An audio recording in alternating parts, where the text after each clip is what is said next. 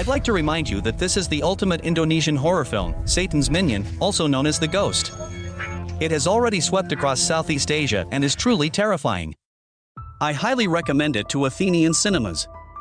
The film starts in a remote countryside house, where a family of 7 resides, away from the city's hustle and bustle, and they return to work. However, after moving here, Xiaomei's mother falls ill with a peculiar disease, which results in her mother's death.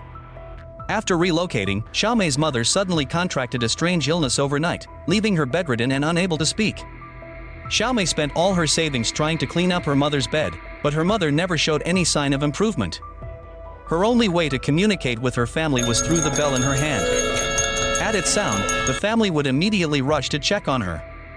But this time, her mother's behavior was extremely unusual.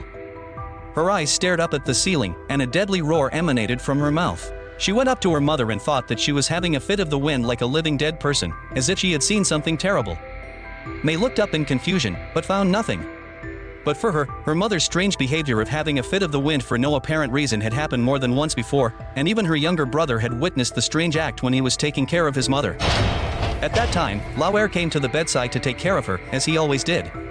But when he was brushing her hair, Lauer thought that the window had accidentally blown open because the wind had been too strong. But as he was combing her hair, Lauer thought the window had been blown open by the wind, so he went to close it. But as soon as he turned his head back, he saw his mother waking up and staring at him with a wide-eyed look on her face. Oh, my God!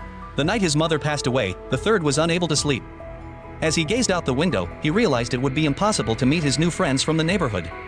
I won't elaborate further, but I will go explore the area to locate my dear sister. The following morning, Mei approached her father, requesting to immediately vacate the room, which was quite unusual. Her father, however, did not respond. Instead, he quietly approached her bedside in the dead of night and questioned, "How dare you hit her?" Mei observed silently from the doorway. When she noticed her father slowly advancing towards her, she refrained from asking more questions, hoping no further odd events would occur that night. Unexpectedly, while Mei slept, she was startled by the sound of a bell ringing. She speculated it might be her mother, possibly in distress. Though frightened, it was her own mother, which gave her the bravery to check on her. Upon opening the door, she discovered her mother, who had been paralyzed for many years, had miraculously stood up. She approached her mother. But the next second, Xiaomei was so frightened that she dared not breathe, and the figure in front of her slowly turned around. But just as soon as the other side had measured her face, Xiaomei was suddenly awakened by what she thought was just a frightening nightmare. But as soon as she caught her breath, the bell in her mother's room rang again, and he went over to check it out, but was horrified to find that the nightmare he had been dreaming had actually happened, and that it wasn't her mother who was standing in front of Danshin. Because it was not her mother standing in front of Danshin, Xiaomei immediately looked over to her bedside, and then she collapsed without a sign and lost all breath.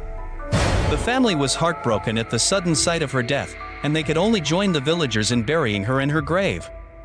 They thought that all the strange events would be over, but little did they realize that this was just the beginning. On the evening of the day of her death, Lao San was unable to fall asleep, and when he looked out the window he noticed that there was no sign of her, and that she had died. At the same time, Lao Er was listening to the radio and heard a bell ring. Thinking it came from her mom's room, she checked and saw the bell hanging in the air for no reason, then it dropped suddenly. Frightened, she shut the door and rushed back to her room, hiding under the covers. The night ended, but the spirits lingered. On that hot night, Lao Er listened to the radio again, but soon the sound turned eerie, and his mother's voice came through. Terrified, he turned off the radio. Then, he picked up the comb he used for his mother's hair, and a ghostly figure beside him reached for the terrifying comb, scaring him even more.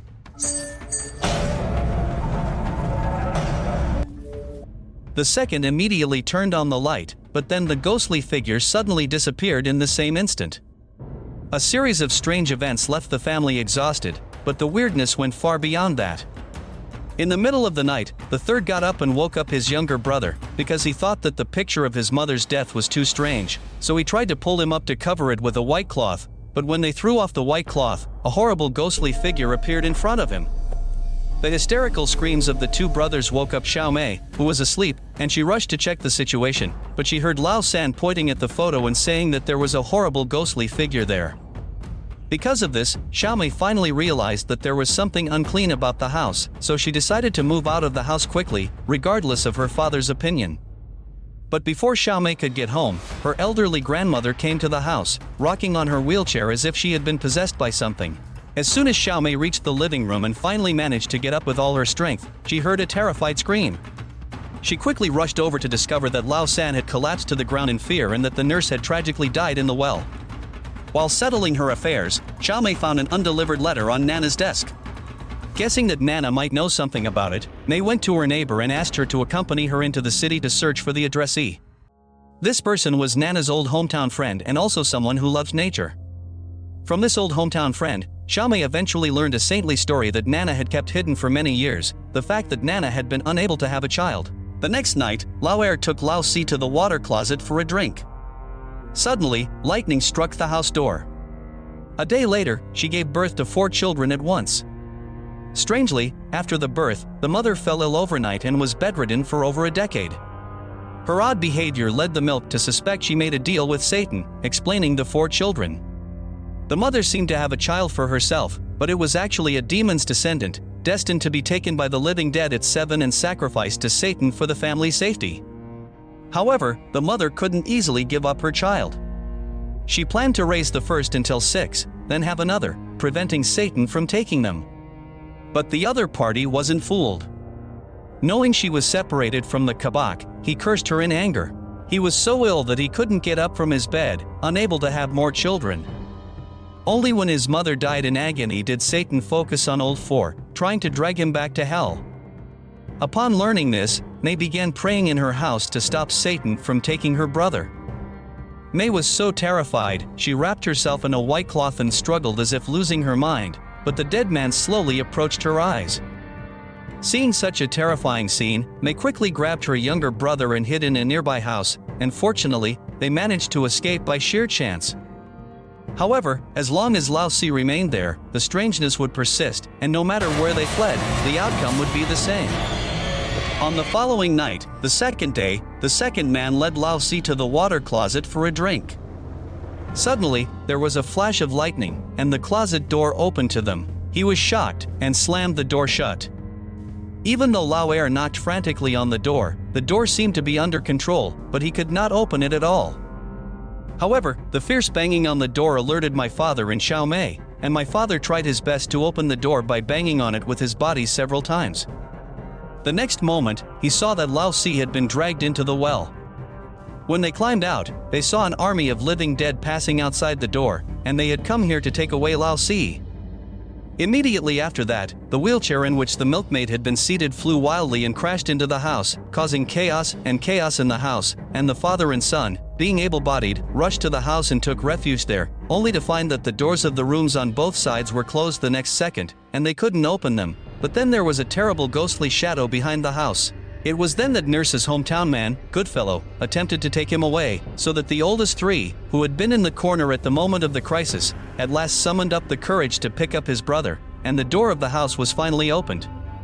But in order to protect his child, the father turned round and took a kitchen knife from the kitchen, and then, in a violent manner, he came to the outside of the house, and shouted at the group of the living dead, who, on hearing that, did not respond, but only threw a few drops of something on the ground, and then let Mei go. But unexpectedly, that night, Lao Si began to be extremely strange again. He just stood quietly in front of the window for a long time without any reaction. "Yan, what are you doing?"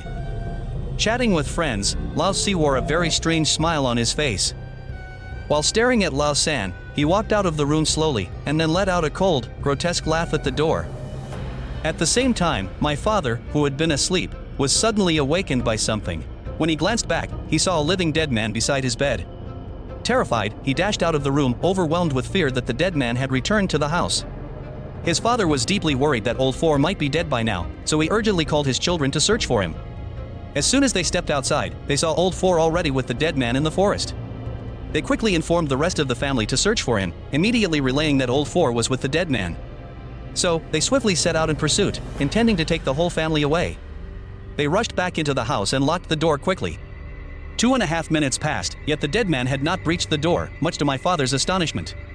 Only when he noticed the wheelchair on the floor and glanced back in the mirror did he realize that it was Nana's spirit that had fended off the fierce attack. Then, Nana's village, how suddenly, had arrived at the house, leading to their arrest. At that moment, Nana's friend arrived with a car and luckily, they escaped accidentally. Afterward, the family moved to a new house, began a new life, and made a neighborhood friend. But behind this peace, a danger lurked.